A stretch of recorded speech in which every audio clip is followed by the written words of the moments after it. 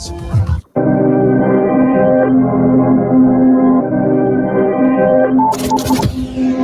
Now, back to Cofield and Company in the Findlay Toyota studio.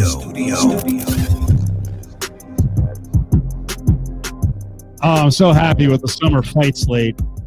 So happy. Jake Paul, Tyron Woodley. Oh, Lordy, this is awesome. In between all the other big fights coming up. Ariel Helwani, ESPN.com, is with us. What's up, buddy? I'd like to think that you played a little Drake for me because of the Canadian/Jewish connection. I know Cofield has never heard of Drake, but Adam, can you confirm or deny this? I will say that, yes, as we came back, our wonderful, esteemed Ari, who is the head of the Cofield and Company vast sound crew, said, I'm playing Drake for Ariel here. So it did happen. Now, why does Adam sound like he's on a speakerphone in a bathroom or something? I mean, what's going on? I sign up for ESPN Radio 1100. I think I'm dealing with professionals here. COVID protocols, Ariel. Okay. It's been COVID protocols for like 15 months. Can we not get a better microphone or what? What's going on there? Well, we're having issues today. I just got off a plane from Denver and there was a connection issue. Yeah. It's fine. Yeah. We're having issues. Golden Knights. We're having issues today. Yeah, believe me, we are like the Golden Knights every day. That's the problem. We're 7-1 losers every day. Let's get into. Come on, man. You must like this Jake Paul Woodley fight. I mean, this is the end of it. This is the end of Jake Paul. And believe it or not, Woodley is plus 135. He's a dog in this fight. What do you mean by it's the end of Jake Paul? He's going to make money after this. He's going to get knocked out. This is a real fighter. This is not a washed guy. Let's stand up and show Woodley a little respect, please. Oh, I'm all in on this. I love this. Now, I don't necessarily believe that this is the end of Jake Paul. I think it's kind of a pick-em fight. I think most of the odds that I've seen have been pretty on par. But this is a great. This isn't a pro. This guy is 3-0 as a pro, and let's be honest. Hasn't really fought, the creme de la creme, hasn't had a lot of ring time. But if anyone out there, I see some of these old boxing guys who love to, shout on their lawn and, take shots at Jake Paul, take shots at Showtime, take shots at Triller back in the day when they were doing the Jake Paul fight. Like, if you don't recognize the fact that, A, he has skills, he's taking this seriously, he's training with real coaches and a real team, you're just making a mockery of yourself. He's taking this seriously. In fact, dare I say he's taking it seriously, more seriously than his brother Logan, who's involved in this exhibition fight against Floyd Mayweather this weekend. This is a great fight. There's nothing negative that I can say about it. And yes, I love the fact that Tyron Woodley is getting love from the MMA community finally, a guy who never got the love from the MMA community, never got the love from the UFC. Now, all of a sudden, this is the guy that the MMA community is rallying around saying, Tyron, please get rid of Jake Paul for us. It's a beautiful thing. I love it. I love everything about it. You're suggesting that Logan Paul doesn't take it seriously. Are you suggesting that this exhibition this weekend in Miami against Floyd is going to be terrible? I didn't say he doesn't take it seriously, Steve. Stop trying to put words in my mouth. I said he takes it more seriously. I know your ways. We've been working together quite a while. More seriously, just witness the opponents, right? Like, look at the opponents. Look at the difference. Floyd Mayweather, 30-pound difference. No athletic commission would ever sanction that. That's why it's not a pro bout. It's an exhibition bout, as opposed to this, where, Jake is fighting a former UFC champion. Now, Woodley, let's be honest, is 39, has lost his last 4 in a row. But I would say, if you just kind of glance at his record, yes, he did get finished in his last fight. But then, in that fight, as you saw against Vicente Luque, he threw caution to the wind. The last 3 fights prior to that, he wasn't getting outclassed. He wasn't getting knocked out. He wasn't getting thoroughly beat up. He just kind of hit a wall. And, oh, by the way, he hit a wall against 3 of the best welterweights on the planet, right? Usman, Covington, Gilbert Burns. No shame in losing to those guys, especially at his age. So I think it's a very appropriate fight. And what's beautiful about it from Woodley's standpoint, he has a chance to end on a high note. Not saying this will be the last fight of his career, but, the end of the UFC career didn't go as planned. He wins this fight. All of a sudden, he's a beloved figure in combat sports. Adam, are you going to go cover this fight, Woodley and Jake Paul? You should. That'll be during training camp, so probably not. Oh my God! Come on, you don't even know where it is. Guy. What if it's in your backyard? What if it's in Vegas? I mean, I'm sure the Raiders will be practicing, and it'll be different. I think they even play. I think they have a game that weekend. That's my main job. I'm very high on the hierarchy. Errol, I know that you saw Dana's rankings. NFL reporters way higher than MMA reporters on the list. That's true. So that's what I'm dealing with, and I don't know that I would anyway. But okay, I'm negative by nature, as you know. So you said what it could do for Woodley if he wins. What does it do if he loses? What does it do for his legacy? Oh my. I mean, I'm not one to say it hurts his legacy. Like, to be honest, I didn't think the Askren fight hurt his legacy. He was doing something that he's not good at. He was, months removed from hip surgery. He retired. So, like, to me, that was all a wash. Doesn't take away from the Olympics, Bellator, won championship. And the same for Woodley. Like, Woodley is not a pro boxer. As much as they want to say he's a hard-hitting guy, he is. But, hard-hitting in MMA is different than hard-hitting in boxing. We'll see how he is with 10-ounce gloves. We know that boxing is a totally different sport, in my opinion, with the foot movement and the head movement and the jabs and everything. It's just a different sport with, a different type of technique involved. So I hope that Woodley will take this seriously and surround himself with, the appropriate coaches, and not necessarily like MMA guys who he's been around who are just going to like kind of follow him. Like one thing that I think Connor said in retrospect regarding the Mayweather fight was like, yeah, I should have had boxing coaches in there, not just my MMA guys. And I think that's an appropriate take on fighting a boxing guy, especially a Floyd Mayweather. So this is a chance for him to write a bit of that, that last chapter differently than the way it panned out in the UFC. But even if he loses, I don't think it takes away. I'm not one to say that like, your last act, completely changes the way your entire career should be written. I don't think that's fair to anyone. So when our vast production guest booking crew reached out to Ariel last week, we were planning on talking about Montreal as a Major League Baseball city in the future and considering Montreal as competition for Vegas, and then all this fight stuff come up. But let's get into the possibility of Montreal getting a baseball team. And I just said before the break, like, you're not down with the A's being stolen by Montreal, but can you tell the audience here, like, how hungry is Montreal for baseball? Who would be the owner of this project? Do they have money people? Is there a stadium plan that's close? So I'm happy that you said that, because, I looked down. I'm wearing an Expos sweatshirt right now as I walk my dog, and an Expos hat. I'm still holding out hope that they come back in my lifetime. And I would never want what happened to me as a younger fan back then. I was 22 when they left, to happen to anyone else, especially a young kid. So I never advocate. Anytime these rumors pop up, I never advocate for stealing a team. I would love for an expansion team. So I did say that to your celebrity booker, and I wanted to preface that. Now, people don't realize this about Montreal, but Montreal has a very, very, very rich baseball history. Long before the Expos came to town in 1967, they were the AAA affiliate of the Brooklyn Dodgers, the Montreal Royals, playing at the Lormier Downs. In fact, the great Jackie Robinson famously said that the first place to ever accept him as a player, as an athlete of any kind, was Montreal. His wife, Rachel Robinson, has spoken glowingly about Montreal and how the people accepted them when he was playing for the AAA Royals.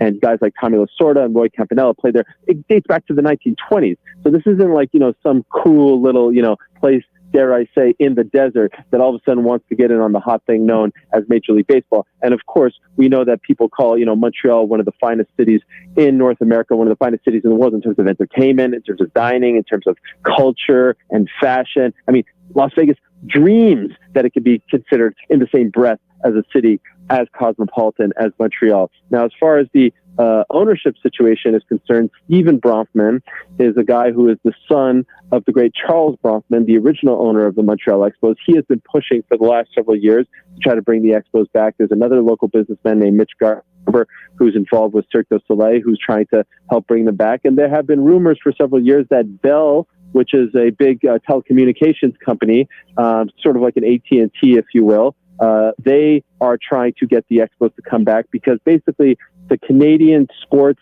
TV landscape is this. There are two major TV networks in Canada. There's Sportsnet and TSN. Sportsnet is owned by Rogers Telecommunications. Rogers Telecommunications owns the Blue Jays. So they get all those 162 games on their network, leaving TSN, the competitor, with nothing. So it would behoove Bell to get, who owns TSN, by the way, to get the Expos to put them on their network. So it's all run by the networks these days. So there's a great location that they found. They had the exhibition games for the last few years.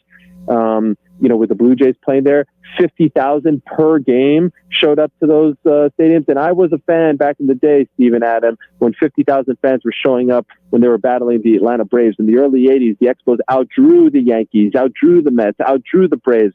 This is a real baseball town that deserves a team back. We're not some fly-by-night experiment that they're trying to do. No, this is a legitimate major league city, one of the biggest markets without a team. It's time for the Expos to come back home.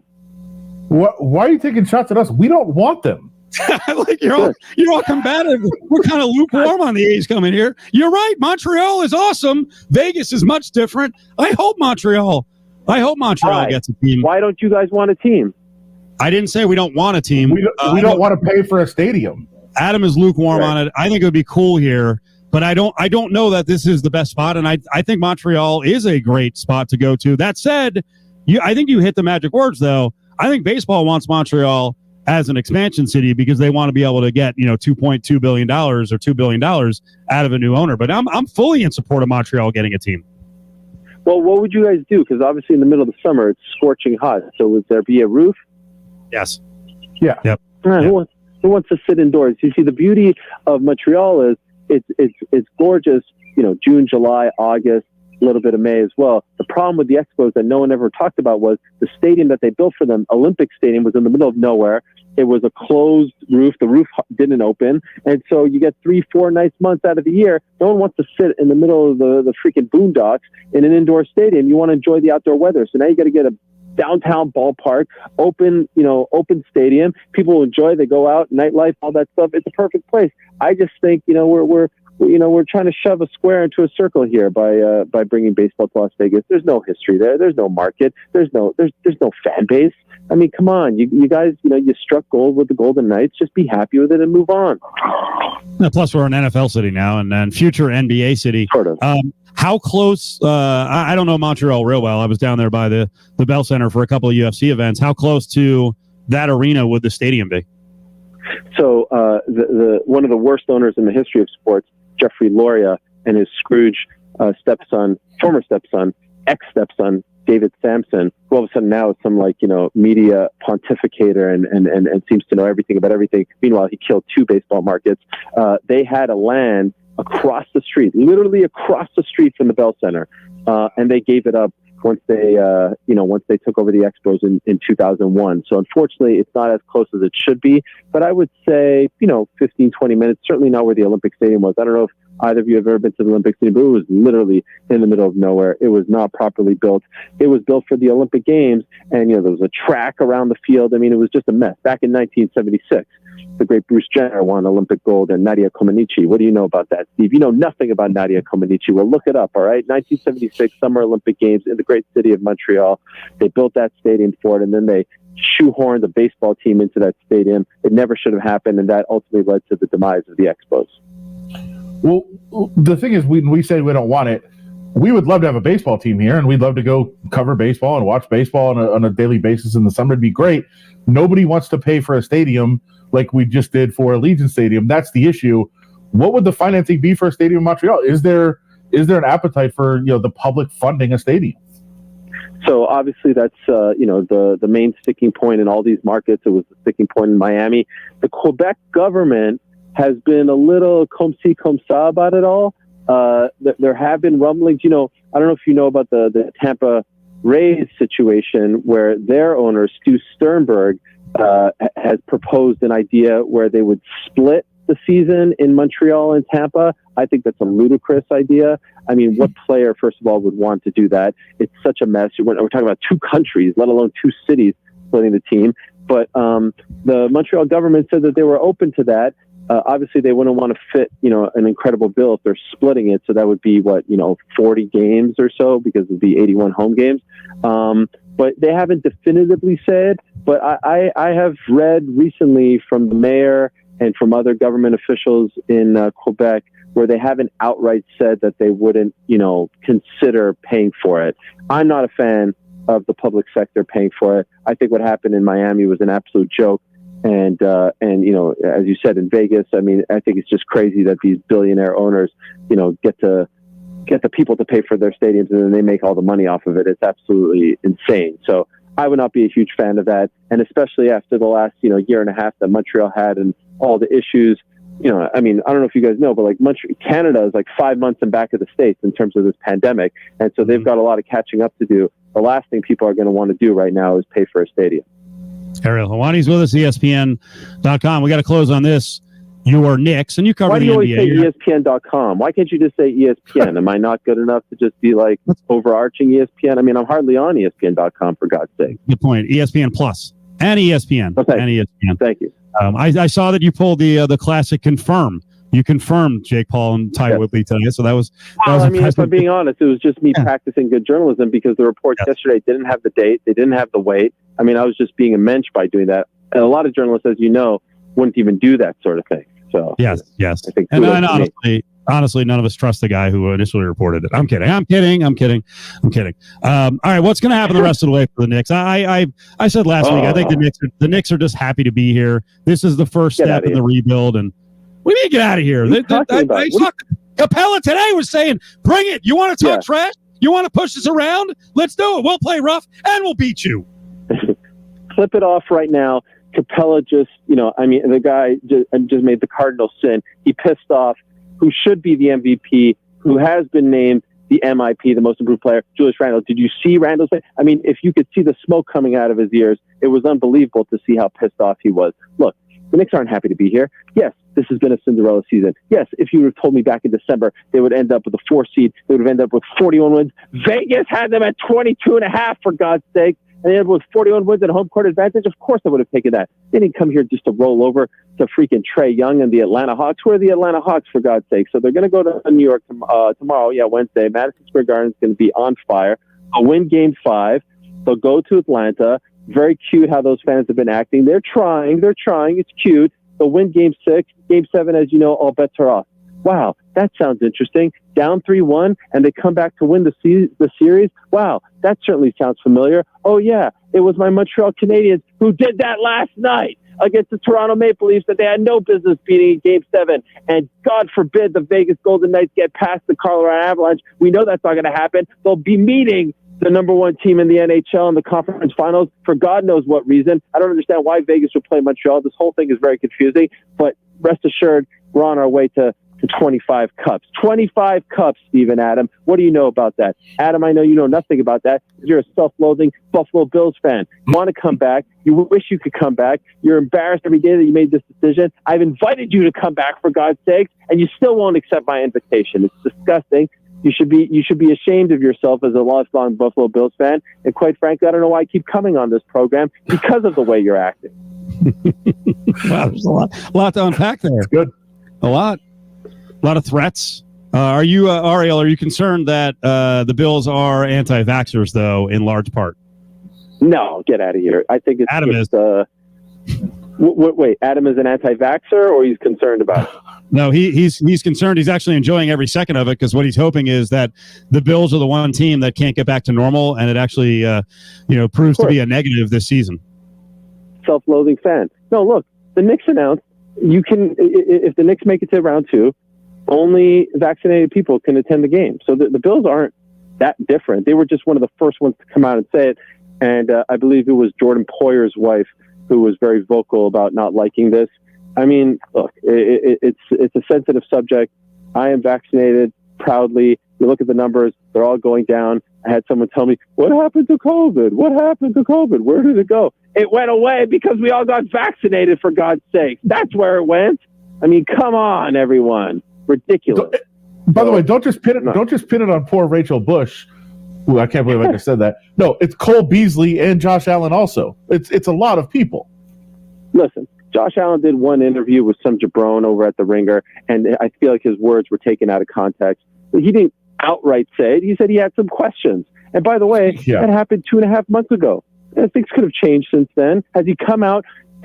Don't try to paint Josh Allen, who we all know that you hold a grudge against. We all know that you came out there as a hot take artist and said he was going to be a never was, that Taylor was going to be better. Well, by the way, is Taylor even in the NFL anymore? No. I can't believe you're even dying on this hill. Is He's Taylor the starting even on quarterback for the Houston Texans. He's the starting quarterback for the Houston Texans, by the way. But what are you talking about, starting quarterback for the Houston Texans? Deshaun Watson's the starting quarterback for the Houston Texans. What do you say? Yeah, I'm sure he is. Come on.